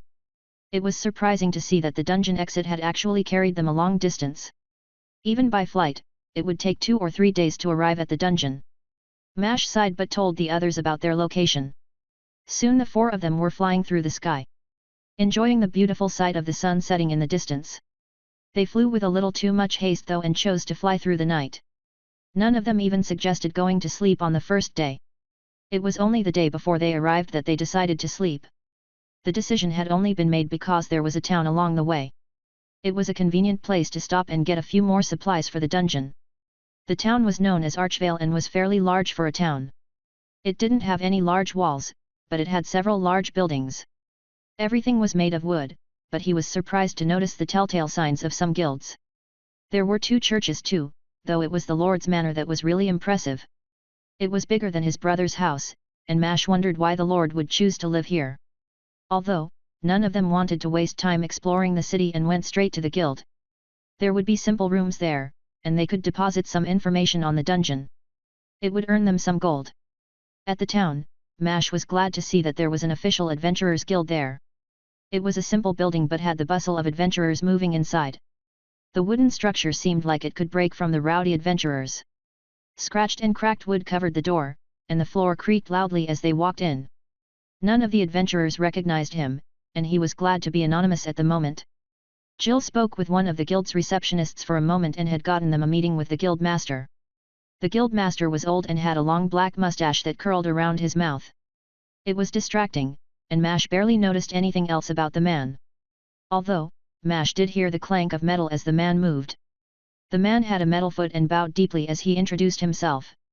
His name was Kane, and he was somehow nondescript despite his odd features. It almost seemed like those 2 things were the only exciting things about him, though Mash knew that the only reason for a metal foot was for a skill. A guild master could easily get someone to regenerate his foot, so the metal alternative was obviously there for a reason. It wasn't important though. Mash told the guild leader there of the dungeon, and the peaceful people inside. Also, he exaggerated the Vian's strength hoping to dissuade people from trying to harm them. Furthermore, he mentioned how the entrance was a desert, and water creation items wouldn't work in there. Red mentioned the worms too and went on to talk about the enemies they had fought. The guildmaster looked a little disappointed at the news. He shared that he had been hoping that the news would offer a good place to train new adventurers but paid them for the information even if it was outside of this guild's range. After finishing with the guildmaster, Mash and the others found a room for the night. They were easily able to cover any expense, and the gold they received was small compared to how much they were carrying. It was enough to pay for the rooms and a good meal, and they used it for exactly that. This would be their last night together for a while, so they ate luxuriously that dinner. They would all be very different after getting the advancement and talking about the types of classes they wanted. This advancement was one of the major ones and would enable them to receive truly unique abilities, like his brother's sword summoning or king title. That night he had needed to force himself to go to sleep, by relinquishing control of his body to Priscilla. Chapter 168, The Trial Begins. Mash stood outside the portal, looking toward the others confidently. Although the confidence was only a front. He would be entering the dungeon alone, which already had him a little worried. However, he was more concerned for the others. They didn't have an easy exit like he did and wouldn't have a surefire way to get out. They had 2 keys between the 4 of them, and Mash carried the one that Luna had given him. He tried to let one of the others take it, but they refused adamantly. It was meant for him, and they wouldn't take that away from him. Ultimately, that meant that there was little to do other than just enter. This dungeon was close to the capital and was actually meant for people at the lowest levels. Like their first dungeon, it was meant for groups who had just become adventurers. It was located beside a lake, and he saw it in the distance. The lake was at the center of a forest, and trees grew from within the water too. It made for an interesting sight, but he paid it little mind, as he waved towards the others. He was entering first, mainly because he was one of the only people with an escape item. Luke would follow after him since he received the other item. Jill and Red would be the last to enter. Before stepping through, Mash checked his status one final time. Last night he had allocated his free stats and wanted to remember the details of his status before entering. He had considered what he wanted to improve and decided that it was most important to make him stronger all around. Hopefully, that would let him tackle anything unexpected that he encountered. Name: Mash Stell Lumber Class, Draconic Thunderwood Imitation. Level: 100 Test of Ascension available. Health: 2390/2390. Energy: 3560/3560. Fortitude: 210 plus 29 239. Endurance: 136. Strength: 171 plus 29 200. Agility: 173 plus 27 200. Intelligence: 220. Wisdom: 105. Charisma: 96. Free stats: 70-85-0. Skills: Hunt, Thunderwood Creation, Inhuman Hibernation, Monstrous Transformation, Thunderwood Imitation, Draconic Domain, Adaptable Monster Core, Monstrous Humanity, Wooden Body, Mimics Avarice, Golden Body. Everything went black as Mash stepped into the entrance. The darkness seemed to have fallen on him from above, and it felt like his body was moved suddenly. It was slightly different from what he felt when entering other dungeons and reminded him a lot of that first labyrinth he had entered. Although, that feeling only lasted a moment, as he found himself facing an empty room. It was large, easily bigger than a small village. Though it was completely empty and was surrounded on all sides by a white stone wall. It certainly grabbed his attention, and he moved towards the wall. The ground was a mix of sand and dirt, his steps kicking up some sand as he moved. When he got close to the walls, he could see that there were cracks and grey lines mixed into the pristine white color of the rock. It was smooth to the touch too, making it seem constructed rather than a natural formation. His next instinct was to look up, and he noticed a domed ceiling at the top. A strange lighting device was used to illuminate the entire room. It hung from the center of the roof and looked like a ball of pure light. He scanned the room, noticing that there were some obvious seats located at opposite ends of the space he was in. Those finally told him where he was. It was a stadium, a coliseum of sorts. It somewhat matched the one he had fought in, though the stone was made of a different material. Not to mention that it was completely empty with the exception of the portal he had taken to enter. It was strange to see that it was still open, as it seemed to be the only thing to blemish the nothingness of the arena. There was nothing else for him to see, and he considered breaking out of the building. It had no windows or anything to let him look into the outside world. He was curious to see what kind of a world had designed a structure like this, but it didn't seem like that was in his fate. Almost, as if in reaction to his thought, another portal opened on the other side of the room from his own. A monster stepped out. As one of the creature's feet struck the ground, Mash saw the sand billow out from it. Mash opened his storage space, pulling out one of the gravity staffs he had kept inside. He might not need it, but he wanted to test the monster before using excessive force. Judging from what he could see, this was probably going to be a challenge of endurance. The monster's head peeked through the black portal, and Mash saw the oddly smooth skin it had. Its foot had been covered in a dark brown fur, though its head looked like it was smoother than his own skin. Its mouth extended outwards a short distance, and it opened it menacingly when it noticed him. Hundreds of square teeth were layered within its mouth. The creature actually had eyes on the side of its head and was not using them for vision. Instead, it seemed to be sniffing the air like a common dog. As it stepped through fully, Mash could see that the monster was 3 or 4 times larger than a bear. Then Mash realized that it looked like a literal combination of a bear and another creature. He thought he recognized the other creature but didn't remember, and he didn't care to either. It rose on its back feet towering over him, before opening its mouth towards him. A split second later, hundreds of teeth were launched toward him. They were a lot faster than Mash expected, but he was able to dodge them easily enough. Last night he had allocated his free stats and saw the effects of the improvements already. The teeth flew past him, embedding themselves into the stone in a perfect replica of its own jaw. Mash heard a nasty scraping noise and turned to see that thing's teeth were already growing. It was not something he wanted to see, and he wouldn't let the creature do it for free either. Mash closed the distance quickly, and the monster slammed its head down to strike him. Mash easily stopped and avoided the slam. In the same motion, he spun his body with the momentum of his run and struck the side of the monster's head with his staff. The weight of the staff increased significantly and plowed right through the monster's head. The monster stopped moving, collapsing on the ground motionless. Expecting that there would be more to the dungeon, Mash made a large wooden mouth and took a bite of the monster. He tore off its head and section of its shoulders with the bite, letting the wood handle the chewing. Blood poured from the wooden mouth, making it look horrific. The monster's blood was red like his own, and Mash watched as it pooled beneath the wooden mouth. Thankfully, he was quickly preoccupied with something else. Feeling the rush of some bonuses, Mash decided to check if there were any permanent benefits while he waited. Sadly, there was nothing, and Mash guessed that was fair. The monster was weak, and it didn't take any real effort to kill it. If he gained permanent stats from something like that, then he would have spent months hunting rodents. No, he wouldn't receive an ability like that. Mash's attention was drawn away from his status, as he noticed the other portal close. It faded away like mist, and another took its place soon after it was gone. Similarly black it hid whatever was coming. A beak pierced the darkness before a bird flew out quickly. It barely made any noise as it flew up into the air and scanned its surroundings. Mash was not hiding, and there was an enormous wooden mouth connected to one of his arms. The bird didn't seem to be the intelligent type and flew towards him. There had been a strange bluish fog that had covered the details of the bird, but it dimmed as the monster moved faster. Mash saw white feathers and a rainbow-colored beak. The bird had seemed small from a distance, but he could tell that it was almost as large as he was. It was still smaller than the wooden mouth he had made, and he turned towards the bird, letting lighting surge through it as the bird crashed into it. Mash was surprised to get pushed back a few feet, but it didn't do much other than that as the mouth slammed down on the bird. Mash thought that would be it, but another bird flew out from the portal and was quickly followed by a flock of them. They all charged straight at Mash as they noticed him, and he knew that the single wooden mouth wouldn't be able to handle so many of them. He considered overpowering them with one of his forms, but he didn't want to do anything excessive yet. If he went all out for a fight and collapsed afterward, he would be a dead man.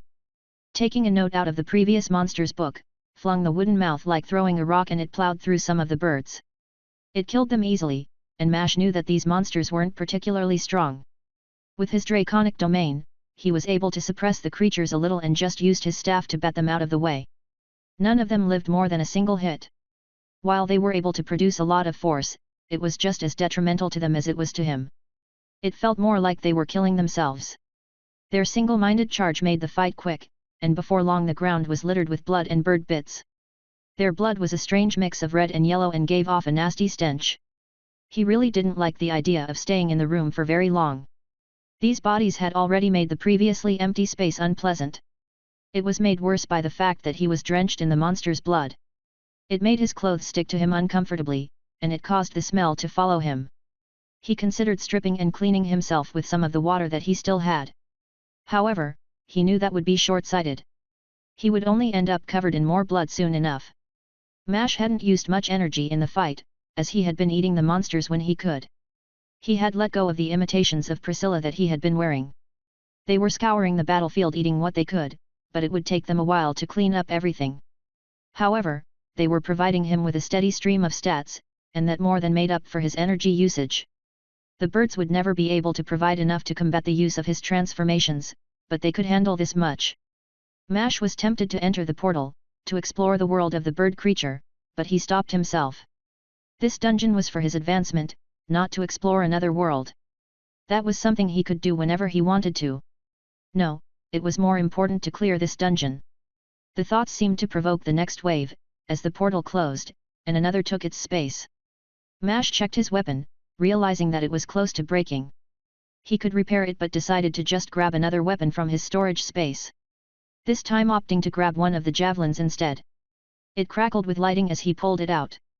He had found that he could make the items generate their own lightning. It sucked in the mana around it and started vibrating as if it were coming to life. Looking towards the portal, Mash prepared to face the next monster. Chapter 169, Bad Decisions. Mash stepped away for the most recent monster. It had been another bird-like creature, and he had needed to fly to get at it. It threw small balls of water from its mouth. It had a large beak, that hid a wide bottom section. It seemed like it was used to holding the water that it shot. It seemed to fill the sack-like beak. The feathers were a beautiful shade of white, and he should probably collect them but didn't want to waste the time or effort.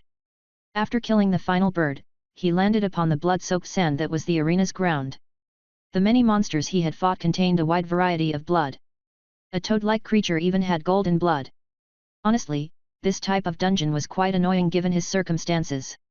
Normally, the opportunity to kill hundreds of monsters would be great, but he couldn't gain any more levels at the moment. Killing these monsters was just growing annoying. After the 10th wave of worthless monsters, he was growing increasingly bored. At first, he thought that the difficulty had been steadily increasing, but this last wave was weaker than the first one had been. Was it just random? Then was the dungeon a timed trial, rather than a combat-focused one like he initially thought? Maybe it would be better to stall his fights and make them drag on. Find an enemy that was weak enough to trap, and just leave them in a cage for a few hours. At the very least it was something different to try. With a different plan in mind, Mash watched as the portal closed and another took its place. As with everyone before, a monster leaped out of the black portal. It was obviously an insect-type monster, as it had 8 legs and a visibly hard exterior. Dozens of eyes opened across its body, several of them appearing even on the monster's legs. It was about the size of a dog, and Mash made a wooden cage to contain the beast. The insect didn't run at Mash and instead tried to flee back through its portal. It seemed to have a degree of intelligence that was beyond that of any monster he had encountered in the dungeon so far. Even still, Mash didn't hesitate in closing the distance and slamming the cage into the ground. He made sure to give it some pointed ends so that he could drive it deep into the stone. The creature tried to scurry out, but Mash pushed the cage down until the monster was pinned to the ground. From all the monster corpses the imitations of Priscilla had eaten, Mash was boosted by a lot of bonus stats. Enough to make most monsters simple. The creature had mandibles and they were clicking loudly in panic. Mash left the creature in the cage, falling to a sitting position beside it. He stared at the black portal, watching as it remained there. It didn't move or dissipate like the other portals, so Mash decided that he was probably fairly safe at the moment. Knowing that there would likely be more fighting to be had, he took the opportunity to meditate. With his domain, he would know if the monster tried something, or if something happened to the portal. He felt comfortable meditating, and he recovered his energy. The portal remained open for over an hour, and Mash quickly grew bored of waiting for something else to happen. He considered killing the monster but was curious to see what would happen if he let it return through the portal. Maybe, killing the monsters wasn't the actual purpose of this trial. Lifting the wooden cage, Mash watched as the spider-like monster crawled across the ground moving straight back through its portal. A moment later it closed like the previous ones. Mash was surprised when another portal didn't immediately show up. Even if letting the insect back through hadn't been the right decision, it did cause something different to happen. However, it didn't tell him anything and he had no idea what to expect next. The answer turned out to be nothing, as the minutes stretched to hours. Nothing changed in the arena for a while. It gave him the opportunity to explore the rest of the arena, and he found it as empty as it had initially seemed. He had tried breaking the walls too, but they didn't even scratch no matter what he tried. Even his dragon form had failed. The room seemed impervious to any real damage. He didn't know if that was a good thing or not but decided that the dungeon was giving him a break. Perhaps, the next set of monsters would be harder, and the strength went up in large groups rather than in every fight. It was a possibility, as he heard of some dungeons that operated like that. Accepting that as the most likely reason, he decided to eat a quick meal. While letting his wooden creations eat the monster meat was useful, it did little to appease his actual hunger. That was something that he needed to handle on his own. Opening his storage space, he grabbed some of the fruits that he had stored, eating them slowly. He saved the seeds, thinking he might be able to plant them given the opportunity. Normally he would just eat everything, but he would miss the fruits if he could never have them again. Eventually, a portal opened up, though he didn't know what triggered it. He couldn't keep track of the time and couldn't tell if that was the cause. Although, it didn't really matter, and he watched the next portal carefully. A monster stepped through, one that Mash recognized. A demon, its pitch-black skin, and deformed body were easily recognizable to him. The clothing was knowing though, and Mash wondered why the other demons hadn't possessed such clothing. This demon was wearing thick black robes, that seemed like they would be better designed for winter than casual wear. The robe was covered in white lines that he could now recognize as glyphs, or something similar at least. He was relieved to see that it wasn't a purple one. While he had become stronger, that monster still seemed like one that he couldn't beat. Though, This was something he could handle. The demon began turning invisible. A powerful soul. How I will enjoy feasting on it. It took a second to realize what Mash was hearing. Somehow, he was able to understand what the demon was saying, and his eyes glanced at the tattoos around his arm. Well, he didn't think he would get to test the item so soon, but here was the evidence. It worked exactly as he wanted. Still, Mash wasn't sure about trying to talk with a demon but decided to satisfy his curiosity. Wait. We can talk, I want to know why your people are invading mine. Mash waved his hands in a warning manner, making sure that the demon knew that its invisibility was useless against him. Hopefully, that would be enough to dissuade it from doing anything stupid. Mash wasn't stupid though and let his dragon transformation start covering his body. The demon was startled, and he could see it hesitate within his domain. That was a good sign. He probably would have to fight the demon anyway, but he wanted to know why they were so keen on invading. Maybe, the monster would have some insight into some of the other things that were going on. At the very least, he would receive some information. Foolish thing, believing you have the right to speak with me. A lesser being should know its place. The hostile tone was only slightly surprising, but the superiority was expected. Mash's fight with the creatures had shown him that they possessed arrogance.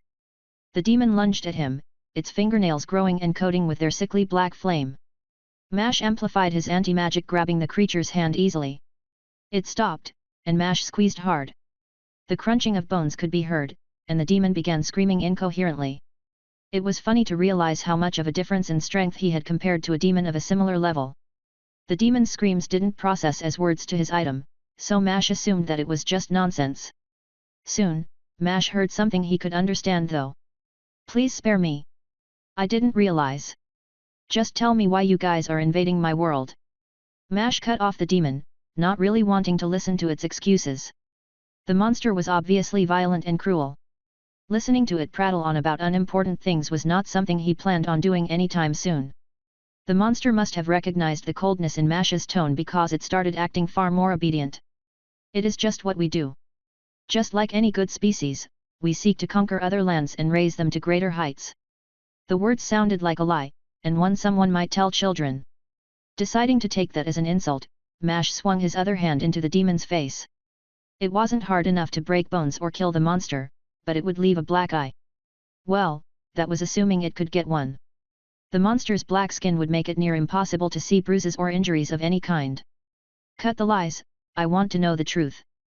That's the only way you get out of this situation alive. The demon didn't seem to hear most of what Mash had just said. It still seemed to be recovering from the punch. Maybe, he had used a little too much force in his punch. Seeing the monster's broken state didn't make him hesitate in the slightest. Instead, it only made him angrier as he realized just how petty these monsters were. Despite the weakness of their own race, they used racial superiority as their justification for slaughter. It was just so stupid. While some demons were strong, Mash was certain that his people were the more powerful. What do you want to hear from me? Our people only do the same thing as yours. The demon sounded frightened, or at least his item was able to convey the tone along with the translation. The demon's noises sounded like strange whistling, but Mash seemed to be able to understand what it was trying to say anyway. What exactly does that mean? Mash let his angry tone drop, as he was startled by the reply. The demon sounded sure in its belief that they had only done what his own people had. Mash wanted to know what exactly that was since he had never heard of anything like that.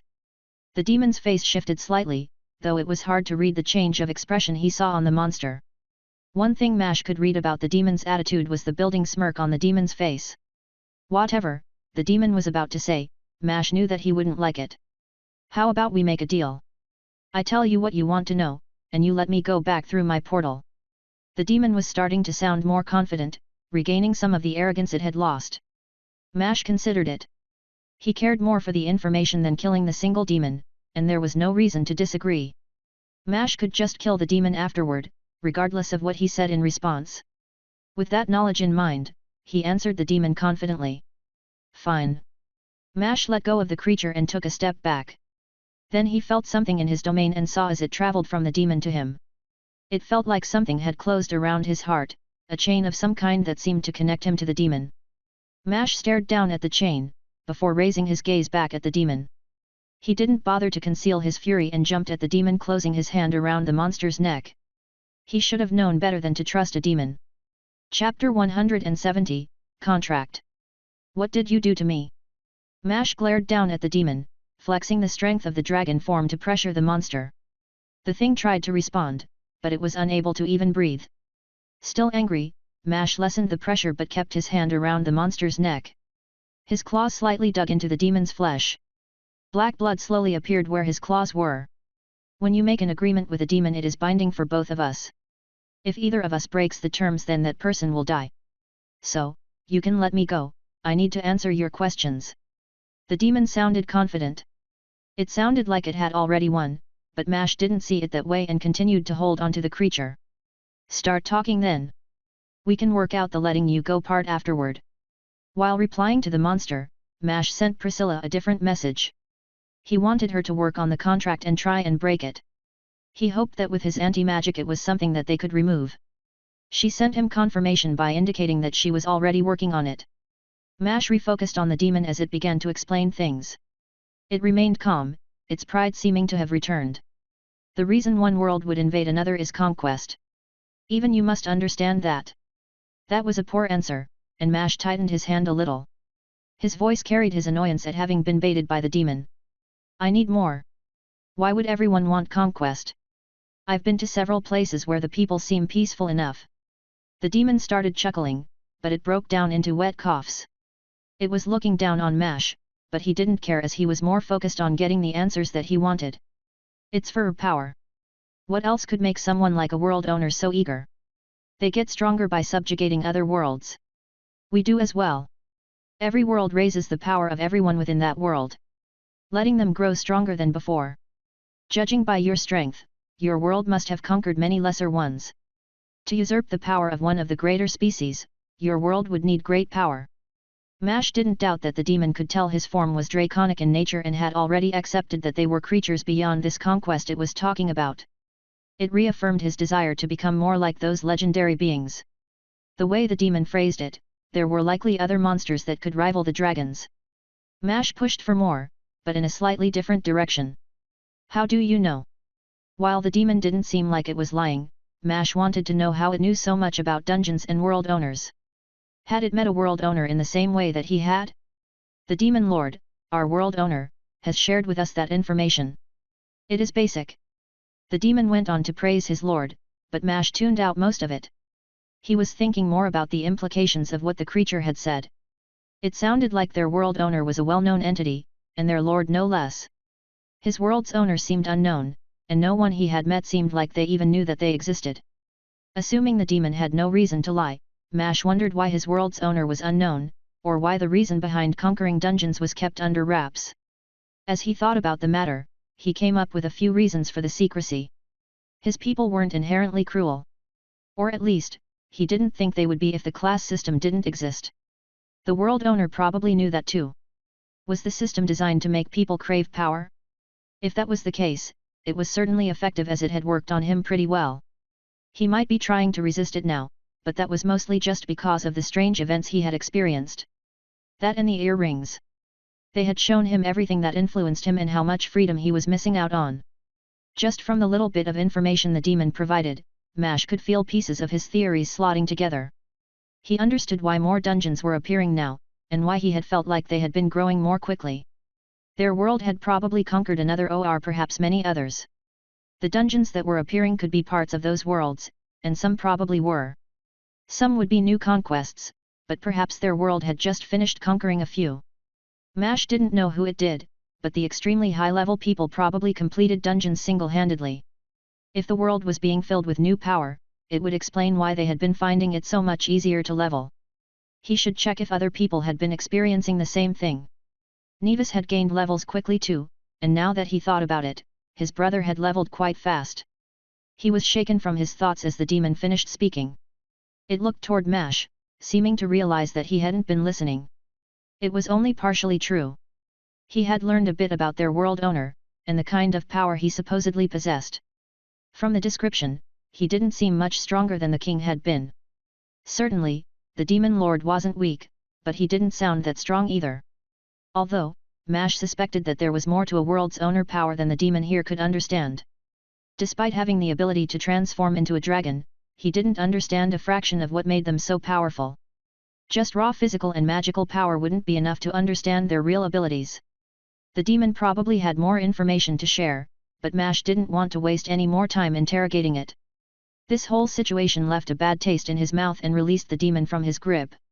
It didn't hesitate and leapt backward, trying to get back through its portal. Mash didn't hesitate either and held his hand toward the demon. Mash closed the distance in an instant, plunging a wooden stake into the demon's chest while pushing it through the portal. His stake was as thick as his arm and cut right into the demon's flesh. Blood splattered as he did so.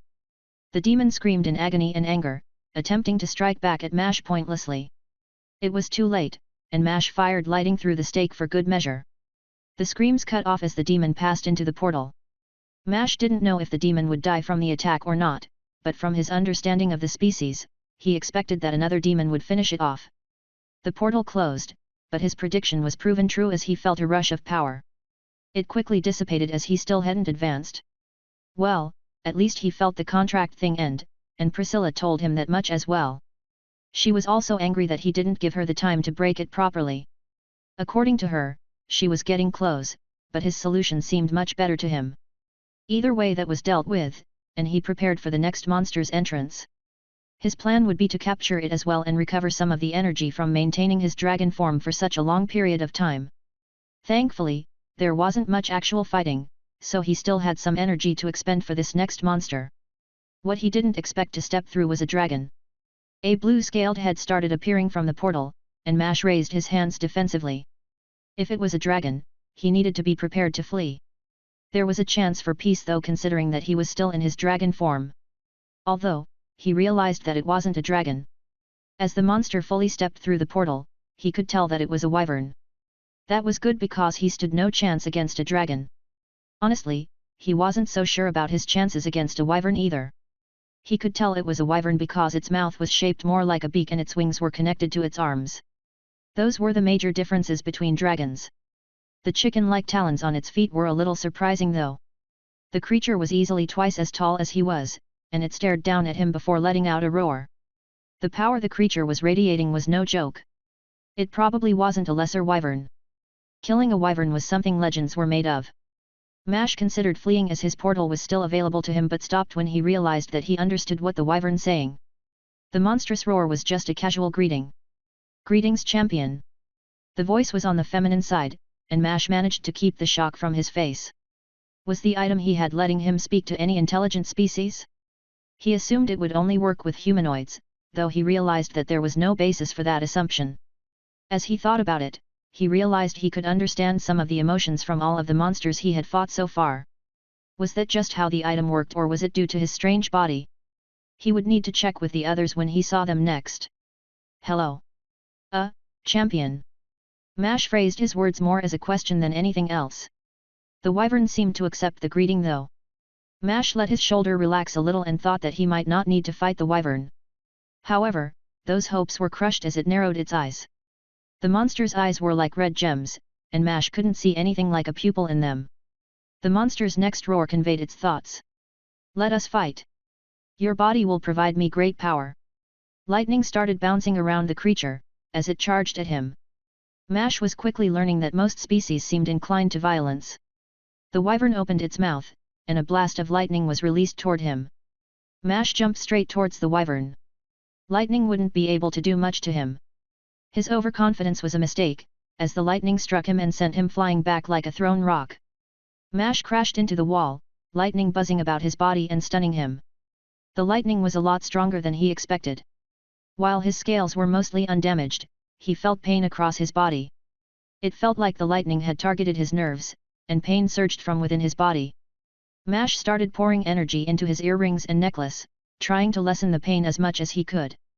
He wasn't given much time to rest, as a talon crashed into his chest. His scales held better than his bones, and he felt his ribs crack from the blow. Lightning was released from the wyvern's foot as it pushed off of him and surged into the air. The lightning seemed solid, pinning him to the ground. Focusing on his anti-magic, Mash managed to break the lightning around him. It fizzled out, as he rose into the air. The wyvern was strong, but he had yet to see what its defenses would be like. The wyvern zipped away, moving faster than Mash could. The arena was large, and neither of them had any trouble flying inside. The problem was that Mash was actually slower than the wyvern. That surprised him. His dragon form had usually just made him physically better than just about any opponent, so this was a change of pace. Actually, being slower than another creature was making the chase pointless. Instead, Mash decided to use his own lightning to fire back at the wyvern.